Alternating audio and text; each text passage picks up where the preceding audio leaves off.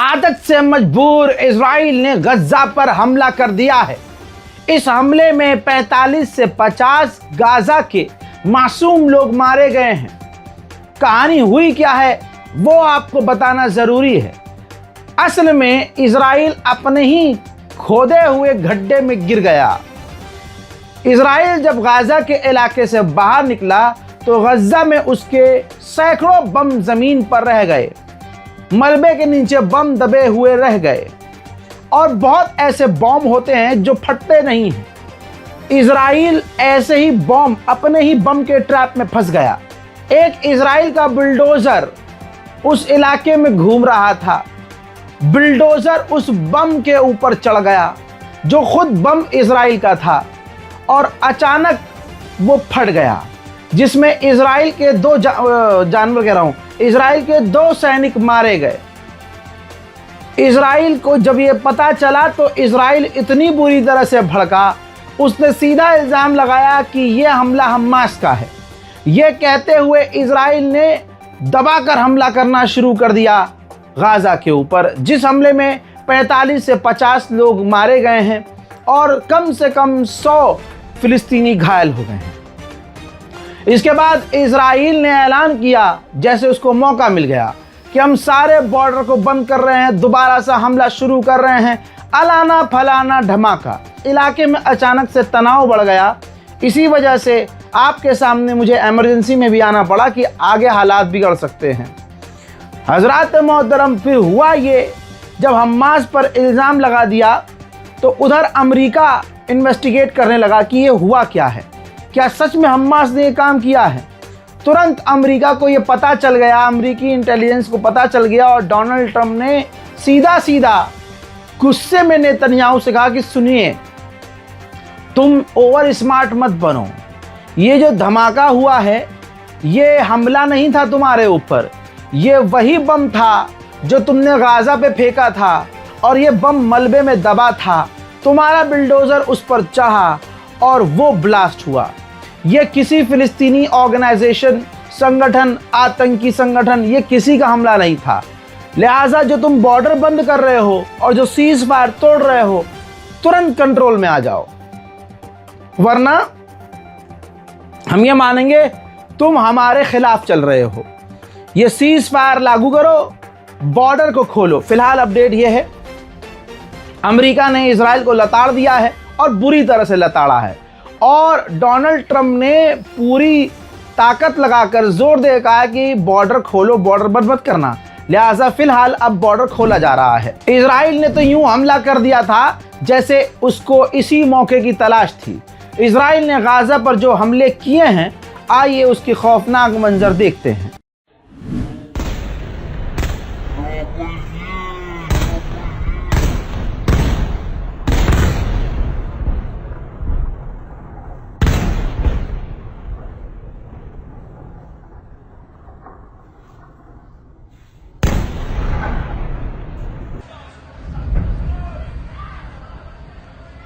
ओह,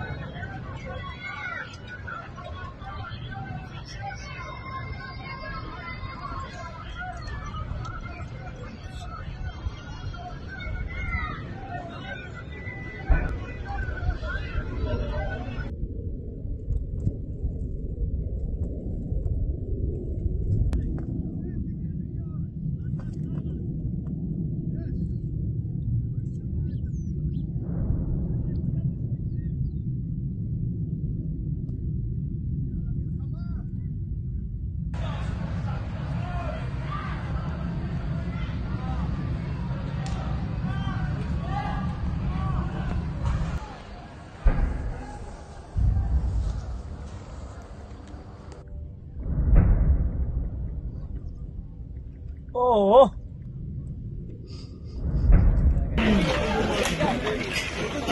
ओह,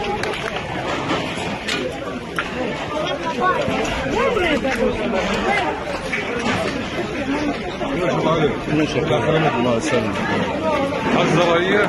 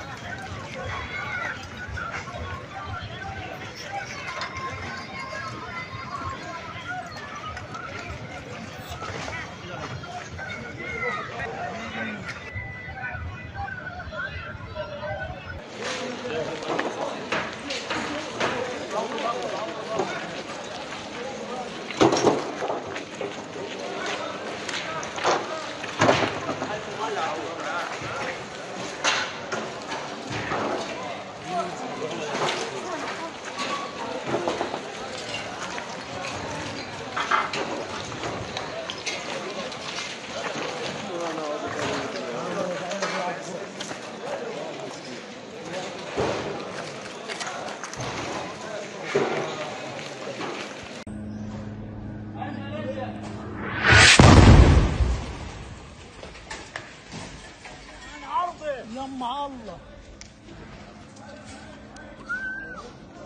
اقسم بالله صفحة دين كم قصف قصف عنيف الان. الضخامة هذه بس كيف الضخامة هذه؟ كيف الضخامة هذه؟ अब इसके बाद डोनाल्ड ट्रंप पर भी प्रेशर था कि सीधा सीधा इजराइल को गलत ना कहे। तो दोस्तों, इजराइल के बारे में, गाज़ा के ऊपर हुए इस हमले के बारे में डोनाल्ड ट्रंप ने जवाब दिया, मतलब काफ़ी लंबे समय के बाद, कि ये हमास का हमला नहीं है, लेकिन जो दूसरे रेबल्स हैं उनका हमला हो सकता है और ये इजराइल का रिटेलिएशन था। और सीज फायर अभी भी इफेक्ट में है, यानी सीज फायर जारी है। अब वही तो इजराइल और अमेरिका का नेचर है कि एक तरफ वो कहते हैं कि सीज फायर है, दूसरी तरफ लेबनान जैसा वो सीज फायर करते हैं, इलाके पर हमला करते रहते हैं। मोहतरम हजरात, डोनाल्ड ट्रंप ने यह भी क्लियर कर दिया इजराइल को कि गाजा में जो सरकार बनेगी उसमें हमास नहीं होगा। पत्रकार ने पूछा डोनाल्ड ट्रंप से कि क्या वो डिसआर्म होंगे, क्या वो गाजा के हमास के लड़ाके हथियार डालेंगे। तो डोनाल्ड ट्रंप ने कहा कि उन्हें हम हथियार फेंकवाएंगे, हम उनको डिसआर्म करेंगे, चाहे अमेरिका की सेना को ये खुद करना पड़े, लेकिन अमेरिका की फौज ग्राउंड पर नहीं उतरेगी। Well, they promised they would. They said they would. It's down that they would. Now they said they were gang members, etc., you know. But these are very, very violent people. This is a very violent part of the world. Nobody's seen violence like this. If we have to, we'll disarm The them. U.S. Well, whether it's me or the U.S. or it's, you know, a proxy, could be Israel, with our backing. We won't have boots on the ground. There's no reason to. उधर Hamas ने repeat कर दिया, statement दे दिया कि हम 100% sure हैं कि हम सीज फायर करेंगे और अभी भी हम सीज फायर को फॉलो कर रहे हैं।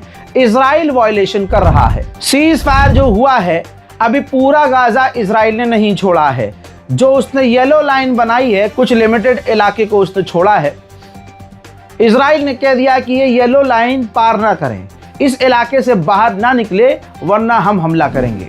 मोहतरम हजरात, जो बात मैं आपको पिछले 2 महीने से कह रहा था, वही बात सुअर की औलाद, गंदी नाली के कीड़े, हराम के पिल्ले, सुअर की जात जिसका नाम बेंजीवीर, उसने कह दिया है। दोस्तों, बेंजीवीर इजराइल का सुअरवादी नेता उसने कहा है कि अब जब हमने तमाम कैदी अपने आज़ाद करा लिए और अब गाज़ा के पास कोई भी हमारा कैदी नहीं है, तो अब हमें गाज़ा पर दोबारा हमला शुरू करके गाज़ा के लिए जहन्नम के दरवाजे खोल देने चाहिए। इसके बाद यूएन ने ऑफिशियली ये वीडियो जारी किया है। अल्लाह अकबर। इस वीडियो के अंदर यूएन ने आधिकारिक तौर पर दिखाया है कि गाज़ा के अंदर अब कुछ है ही नहीं, गाज़ा में रहने लायक कुछ है ही नहीं। मोहतरम हज़रात, इस वीडियो के अंदर साफ नज़र आ रहा है कि गाज़ा में कुछ नहीं बचा है। हज़रात मोहतरम, इस बारकोड का इसीलिए इस्तेमाल कीजिए। बहुत सारे लोगों ने ईमेल किया कि भाई शांति से बिना शोर मचाए जिस तरह से आप वहाँ मदद पहुँचा रहे हैं, ये एक बेहतरीन रास्ता है। बहुत लोगों ने मेल किया, वो मेल नहीं दिखाऊंगा मैं आपको, बहुत सारे रीजंस हैं। तो भाई हमारी फ़िलहाल जब मैं मदद भेजना बंद कर दूंगा तो मैं ऑफिशियली ऐलान कर दूंगा, लिहाजा इस बारकोड का इस्तेमाल कीजिए। ये स्कैनर काम ना करे तो स्कैनर के नीचे अकाउंट नंबर है, IFSC नंबर है, नाम अली रज़ा है, अकाउंट टाइप सेविंग है, तो आप डायरेक्ट बैंक ट्रांसफ़र भी कर सकते हैं। ये ऐलान है। अगर आपका दिल करे तो आपको अगर गाज़ा में मदद भेजने का रास्ता चाहिए तो सो गाइस कोशिश कीजिए कि हम मदद करें। नहीं कर सकते तो आपके पास सबसे बड़ी ताकत आपकी इबादत है और आपकी दुआ है। हज़रात मोहतरम, जब तस्वीर गाज़ा की अमेरिका के लोग देखते हैं तो वो खौफ में आ जाते हैं कि सब कुछ बर्बाद कर दिया, लेकिन फिर उन्हें याद आता है कि अरे ये तो हमने ही करवाया है, हमने ही किया है। तो ऐसे ही डोनाल्ड ट्रंप के दामाद ने बताया कि जब वो गाज़ा गए थे, गाज़ा के करीब गए थे, उन्होंने कहा कि गाज़ा में मैं गया, मैंने देखा कि वहाँ बहुत तबाही है, ऐसा लग रहा है कि जैसे वहाँ न्यूक्लियर बम फटा है। लेकिन आगे उसने जब याद आया उसे, यार ये तो हमने कहा, तो उसने बोला कि ये जेनोसाइड नहीं है। उधर मोसाद के एक्स चीफ का कहना यह है कि हम गाज़ा को मिटा देंगे। इन हराम के जनों ने गाज़ा में छोड़ा क्या है, लेकिन मुसलमानों से इनकी नफरत देखिए कि ये कह रहे हैं कि नहीं हम सब खत्म कर देंगे। यानी सीधा सीधा हिसाब है। जैसे एक मूछ वाले ने, नाजी ने जर्मनी में कहा था, जर्मन का जो था बहुत बड़ा, उसने कहा था जब तक आखिरी यहूदी में मार नहीं लूँगा शांत नहीं बैठूँगा। आज वही कहना इनका है कि हम जब तक आखिरी फिलिस्तीनी कत्ल नहीं कर देंगे शांत नहीं बैठेंगे।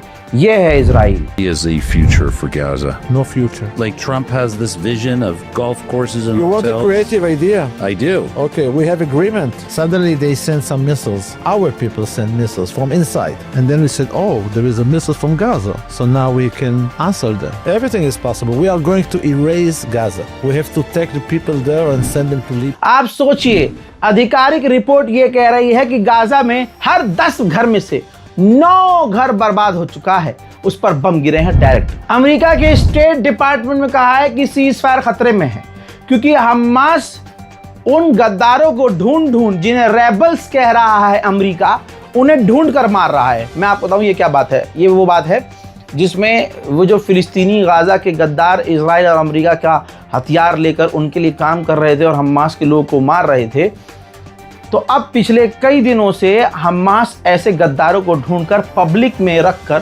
सीधा सर में गोली मार रहा है। तो अमेरिकी स्टेट डिपार्टमेंट ने चिंता व्यक्त किया कि अगर हमास ऐसा ही करता रहा तो सीज फायर खतरे में पड़ जाएगा, क्योंकि जिन्हें अब वो मार रहा है वो गद्दार हैं, और गद्दार हैं इसलिए वो इजराइल के अच्छे हैं। तो इजराइल के वो जो पपेट हैं उनको बचाने के लिए इजराइल तो हमला करेगा ही। तो दोस्तों हालात जो हैं बहुत ज़्यादा बिगड़ चुके हैं। इजराइल के लोग नेतन्याहू को पसंद नहीं करते हैं। वो वहाँ जो प्रदर्शन हुए हैं उसके खिलाफ पिछले 1.5 साल 2 साल से वो आपने देखे हैं, लेकिन ज़िद्दी नेतन्याहू ने कहा कि अगला इलेक्शन में ज़रूर लड़ूंगा। भाई वहाँ EVM वाला सिस्टम नहीं है ना, वरना उसे कहना ही नहीं पड़ता, भाइयों बहनों आज इजराइल का डंका पूरी दुनिया में बज रहा है। बज रहा है कि नहीं बज रहा है, फ्रांस में बज रहा है कि नहीं बज रहा है, लंदन। ये नेतन्याहू नहीं बोल सकता। नेतन्याहू ने कहा भाई हम तो चुनाव लड़ेंगे, और भाई वहाँ EVM सिस्टम नहीं है, वरना इतनी टेंशन ही नहीं होती अगले इंसान को। अब वो चुनाव लड़ेगा भी, अब वो जैसे जीतेगा वो वक्त बताएगा, क्योंकि अभी भी इजराइल का जो प्रधानमंत्री है ये पूरी पावर में नहीं है। थोड़ा उस पार्टी का समर्थन, थोड़ा इस पार्टी का समर्थन, थोड़ा इन एमएलए को खरीद, वही जैसे भारत में होता है, ऐसे नेतन्याहू की सरकार बनी हुई है। अब भैया जाहिर सी बात है, नेतन्याहू की सरकार तोड़ मोड़ के बनी हुई है, तो जो पावर दी हुई है एक नेता ने, वो है बेंजीवीर। अब बेंजीवीर ने कहा है कि मैंने नेतन्याहू से कह दिया है कि अगर आपने हमास को डिसआर्म नहीं किया और हमारी इजराइल की जेल में जो फिलिस्तीनी हैं सबको फांसी की सज़ा नहीं सुनाई, तो मैंने जो आपकी सरकार को समर्थन दिया है वो वापस ले लूँगा और आपकी सरकार गिर जाएगी। उधर वेस्ट बैंक का हाल सेम है, जो मैं आपको रोज़ बताता हूँ। इजराइल के सेटलर्स, आतंकवादी यहूदी फिलिस्तीनी इलाकों पर, घरों पर, खेतों पर, गाड़ियों पर हमला कर रहे हैं।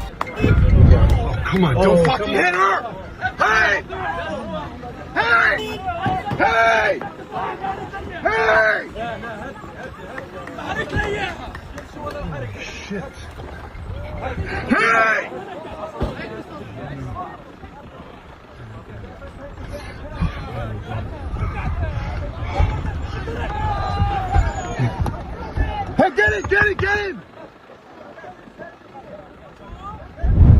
इजराइल के रेड के दौरान एक फिलिस्तीनी शख्स की भी मौत हो गई है। हजरात मोहतरम, ये हाल है। ये इतनी खबर ज़रूरी थी कि अभी हमने अपनी टीम को थोड़ा रेस्ट दिया हुआ था, लेकिन आपके सामने मुझे आना पड़ा है। लिहाजा दुआओं में याद रखिएगा, इंतज़ार मेरे अगले अपडेट का करिएगा, चैनल को सब्सक्राइब कीजिएगा और अपनी दुआओं में गाज़ा और फ़िलिस्तीन और हिंदुस्तान के मुसलमानों को याद रखिएगा। जय हिंद।